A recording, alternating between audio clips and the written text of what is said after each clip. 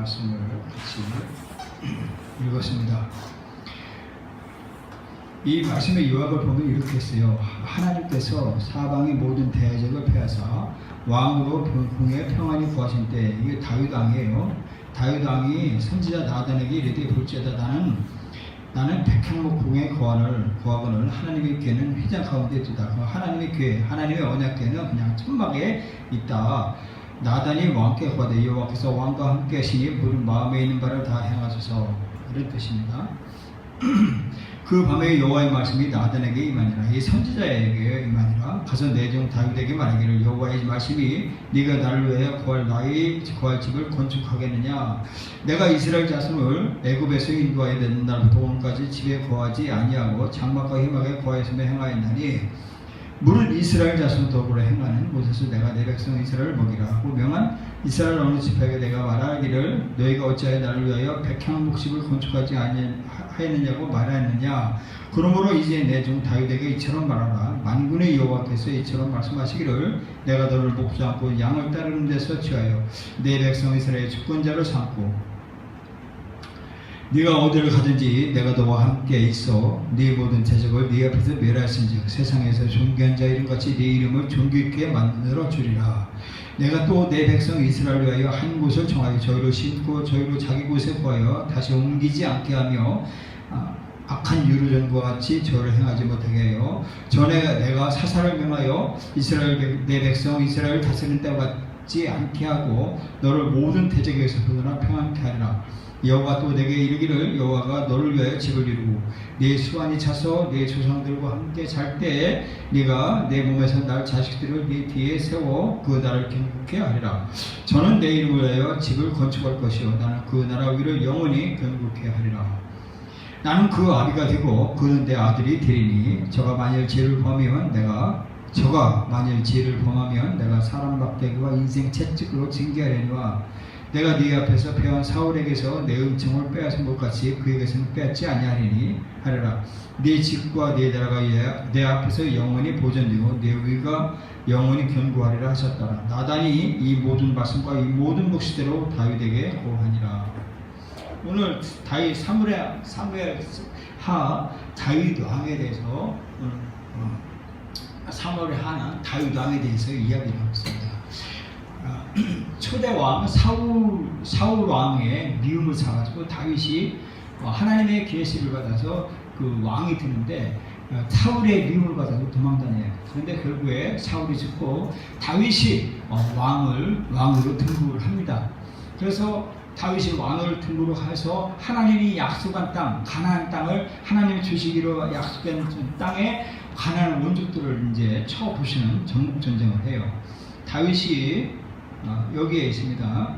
다윗이 여기서 블레셋 족속, 이 블레셋 지금 말하면 팔레스타인에 오늘날 가자 지구에 있는 팔레스타인을 여기서 전쟁에서 이기고 모압도 여기서 전쟁을 이기고 암문족도 여기서 이기고 이렇게 이쪽에 있는 이 다윗이 전쟁을 일으킵니다. 전쟁을 벌여서 전쟁에서 이 가나안 민족들, 그 이방 족속들을 쳐부셔서 전쟁에서 승리를 하게 되죠. 그런데 이 다윗 왕이 이 왕을 등극하는데 사울 왕이 있어요. 사울 초대 왕 그러니까 선임 왕이 사울 왕의 아들이 누구냐면 이스보셋이에요.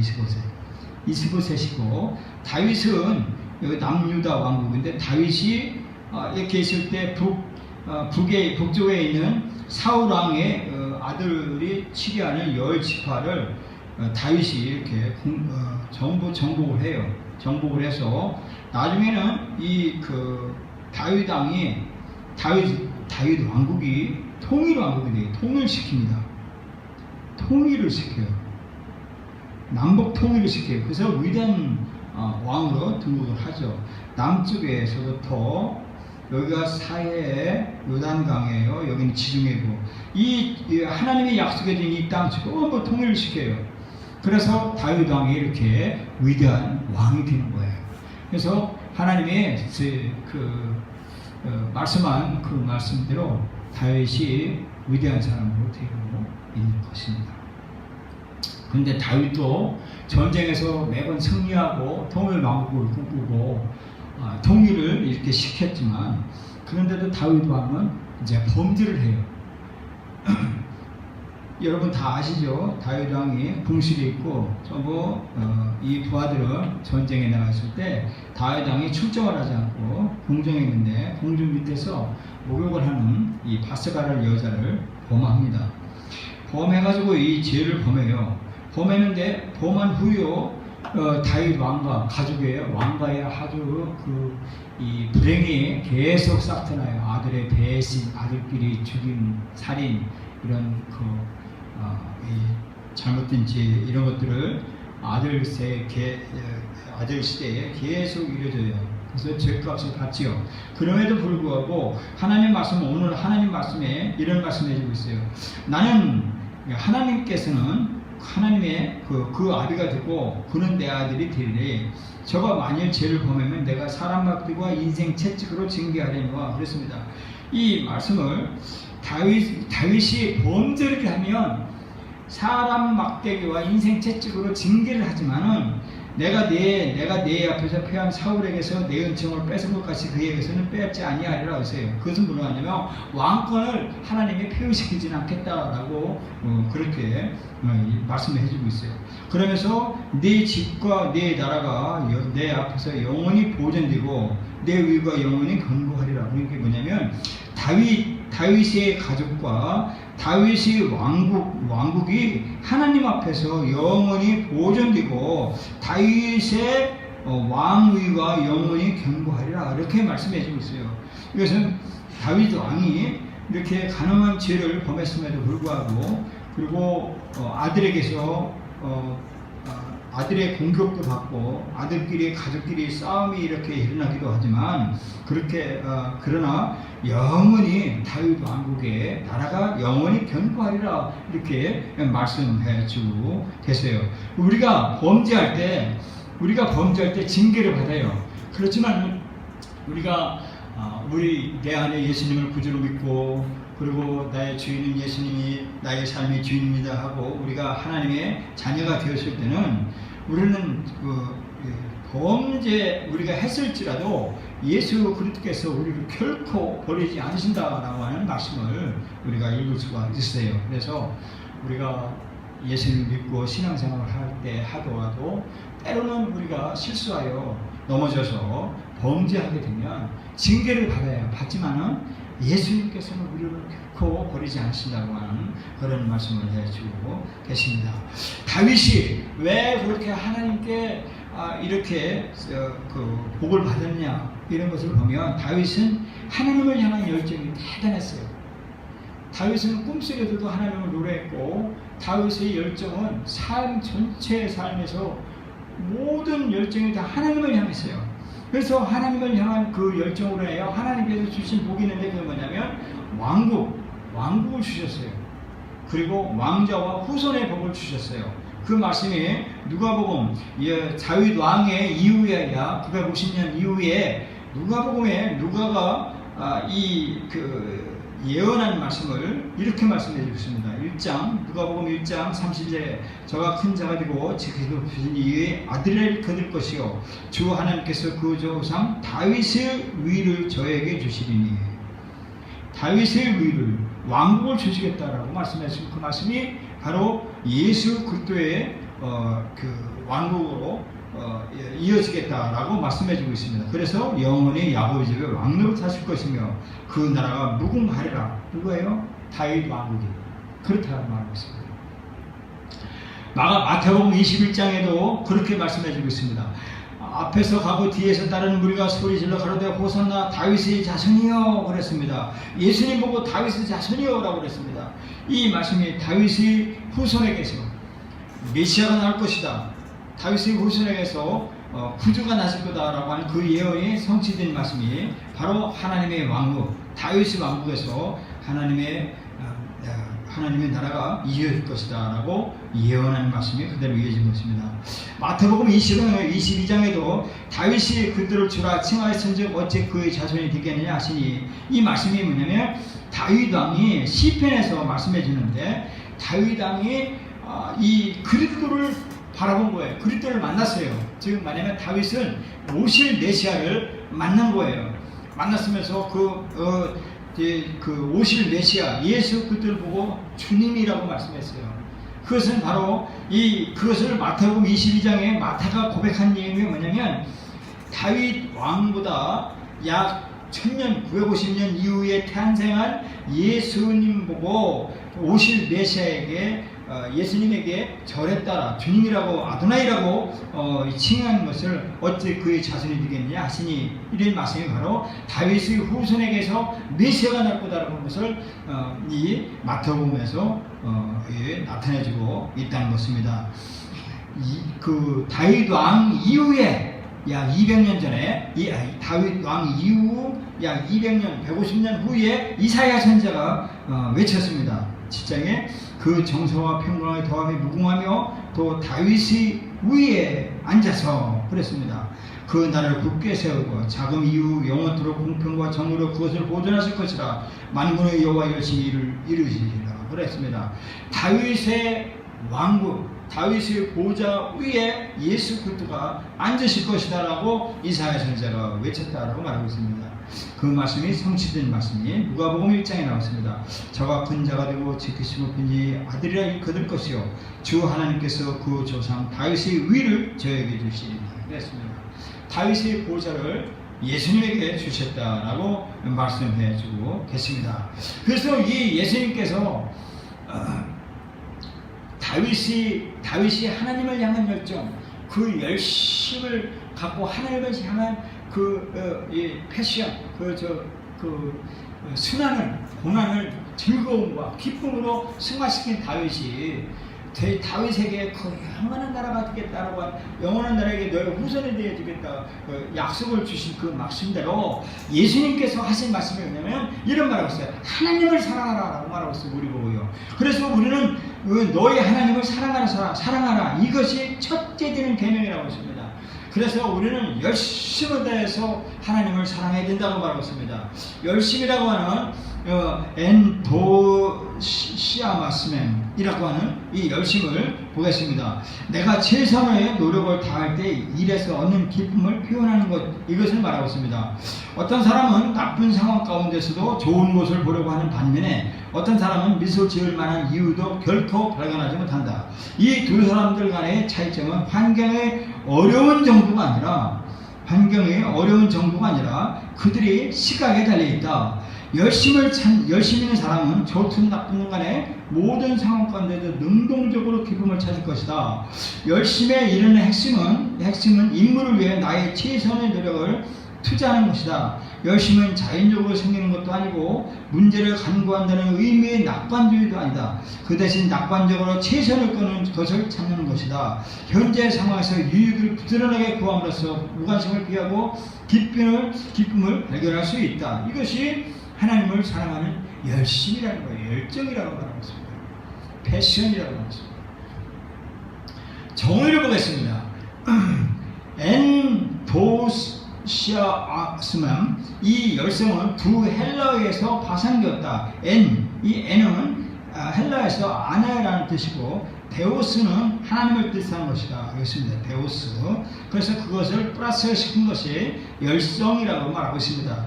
열성적이라는 말은 하나님 안에서 에너지와 영감을 얻는다는 것이다. 성경에서 열성과 상응하는 열심으로 번역된 헬라어 제어는 끓다, 뜨겁다는 뜻이다. 하나님과 다른 사람에게 참사랑에 끓어오르는 상태로 영의 열심을 은유적으로 가리킨다라고 말하고 있습니다. 이와 같이 열심이라는 것은요, 하나님 안에 있는 것, 그것이 열심이라는 거예요. 그렇죠. 열성이라고 하면서 안에 데오스는 하나님, 지금 하나님 안에 있는 것, 이게 열성이라는 거예요. 그래서 우리는요, 우리 가슴 안에 예수님이 이 안에 계세요. 그래서 우리는 하나님 안에 있어야 되는 거예요. 이것이 우리의 예수님이 말씀하신 하나님을 사랑하는 것이 우리의 계명의 그 말씀이라는 거예요. 그래서 우리는 열심으로 하나님을 열정으로 품고 우리는 삶의 목적을 이끌어 나가야 된다라고 말씀을 해 주고 계십니다. 우리는요 헌신해야 돼요. 헌신이요. 열심은 낙관주의와 유사하지만 동의는 아니다. 낙관주의는 모든 것이 최선을 이룬다고 믿는 철학이다. 그러나 열심은 모든 것을 최선을 다하게 하는 헌신이다 라고 말했습니다. 열심은요 최선을 다해서 헌신하는 거예요. 결과는 하나님에게 있는 것이고 우리는 최선을 다해서 헌신, 우리 몸을 바쳐서 열정적으로 하나님을 뜨겁게 사랑하고 하나님 안에 있는 것, 즉 예수님이 말씀하신 41가지 명령 안에 있는 것, 이것이 헌신이라는 거예요. 이것이 열심이라는 거예요. 낙관주의 일들은 일어나도록 내버려 두었으면서 최선을 희망하는 수동적으로 이끈다. 열심은 사람이 가능한 결과에 최선을 보며 그것을 이루기 위하여 행동하게끔 동기부여를 할 수 있다라고 말했습니다. 우리의 동기부여가 바로 예수님이에요. Driving life, purpose of life.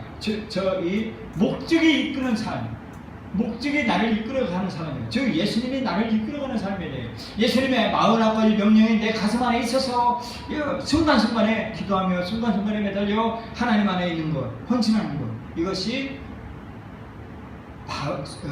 다윗이 하나님을 향한 열정이었고 그로 인하여 다윗의 후손이 복을 받고 영원토록 빛나는 이 새벽별에 되었다라고 말하는 것입니다. 두 번째는 열망이에요. 열망. 운동 경기의 팀이 열망 때문에 선수들은 미리 준비하도록 동기가 부여된다. 그들은 곧 극단적인 열정적인 자신감의 수준에 이르는 것이며 이것이 그들로 하여금 최상의 경기를 펼치게끔 한다. 열심은 팀의 승리를 위해 필수적인 요소이다. 그러나 만일 자신감이 지나치면 팀은 장애에 빠질 수 있다. 승리를 확신하고 승리를 위해 요구되는 훈련을 하지 않게 된다. 이것이 바로 열심히 미묘한 균형인데 아마도 자기만족에 빠지도록 우리를 안식시킬 정도의 과도함은 아니며 우리가 느슨해지기 쉬운 경향에서 일깨워지기 위해 다소 극단적이 되는 것이라고 할 수 있다. 인생의 목적은 인생 그 자체보다 더 커야 한다. 그 인생의 목적은 우리 인생보다 더 커야 된다는 거예요. 나의 삶의 삶의 인생보다도 내 인생의 목적이 더 커야 된다는 거예요. 그래서 동기부여가 우리를 목적이 나를 이끌어가야 된다라고 말하고 있어요. 나의 삶의 목적이, 삶에 영위하는 목적이 무엇인가? 나는 누구인가? 나는 무엇인가? 나는 왜 사는가? 즉 인생의 목적을 내 동기부여를 알아가는 것, 이것이 중요하다라고 말하고 있는 것입니다. 멀리 목표들을 세워야 한다. 그런 다음 당신이 그 목표를 향해 다가가기 위해 매일의 목표를 설정하라. 열심은 목적을 알고 그것을 성취하기 위해서 해야 할 일이 있는 마음에서부터 자라는 것이다. 해결. 열심은 영혼의 아드레날린과 같다. 긴박한 진실이나 엄청난 길을 보고 방법에서의 모든 불가능성에 대해서 잊어버리고 그 일이 이루는 방법을 찾는 열성이다. 열심을 향한 헌신은 마음의 해결을 모색하게끔 한다. 실패가 확실해 보일 때 어떤 것에 대해서 열정적이기는 어렵다. 하지만 열심히 우리의 습관적인 심적 태도라면 우리의 생각은 자연적으로 희망적인 전망을 가지게 된다. 그래서 열정적인 시각을 찾는 과정에서 성공의 가능성이 훨씬 높아진다. 우리가 전쟁은 하나님에게 속해요. 전쟁은 하나님께 속합니다. 하나님께 속하는데 우리가 해야 될 일은 뭐냐면 예수님 안에 있는 거예요. 예수님 안에. 즉 예수님의 41가지 명령 안에 있는 거예요. 예수님이 하지 말라고 하는 것은 하지 않는 거예요. 거기서 거룩함과 실패와 성공의 차이가 있는 거예요. 그래서 제가 여러분에게 매일 오늘의 말씀 해설이라는 말씀을 제가 전해드리는데 그 말씀에 해결을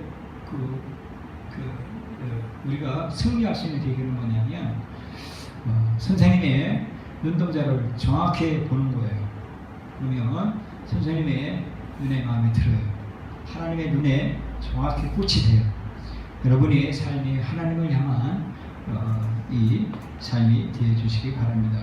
자, 옛날에요, 실크로드, 저 유럽에서부터 동양, 신라까지 이 재상들이 낙타를 타고서 그 사막 허벌판 아무도 모르고 이정표도 없고 나침반도 없는 그들에게 삶의 정확한 목적까지 갈 수 있는 것은 북극성이었어요.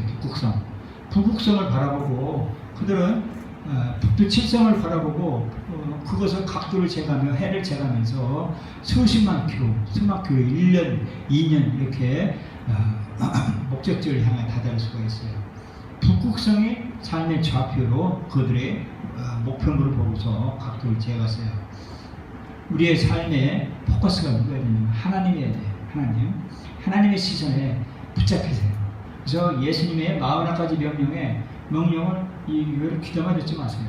그래서 예수님의 41가지 명령 안에만 있으면 우리는 하나님이 책임져줘요. 우리의 삶을. 그렇기 때문에 여러분 하나님의 시선을 바라보세요. 바라봐서 삶의 여정에서 삶을 실수하지 말고 삶을 목적을 이루고 갈 수 있는 그 비밀은 바로 하나님을 향한 열정이 있었기 때문에 다윗이 이렇게 위대한 다윗의 후손의 왕국과 왕자와 그리고 후손의 복을 받은 것 같이 여러분도 이제 이 세상에서 하나님의 인생보다 더 큰 것은 인생의 목적이에요. 목적이 뭐냐? 하나님을 영원하게 하는 거예요. 하나님을 향한 열정이에요. 그래서 예수님의 41가지 명령을 우리는 잊어버리지 말아야 돼요. 그거대로 삶을 살아면 되는 거예요. 그리고 나머지 삶은 놀며 거저먹기 삶을 사는 거예요. 학교 공부도 놀며 거저먹기 공부하는 거예요. 예수님의 41가지 명령 안에서만 있으면 되는 거예요. 그래서 예수님의 41가지 예수님이 명령한 그 명령대로만 우리가 그 안에만 있으면 돼요. 하나님 안에만 있으면 되는 거예요. 그래서 우리는 거저먹기 식으로 돈도 우리 안에 있는 거예요. 그렇기 때문에 우리의 삶은 모든 것이 하나님을 향한 열정, 하나님 안에서 하나님의 시선에 있을 때 우리의 삶이 안전하게 된다라고 말씀해 주고 계십니다. 그래서 여러분과 제가 이제 하나님을 향한 열정으로 삶을 사는 여러분과 되기를 예수님의 이름으로 축원합니다. 기도합니다. 하나님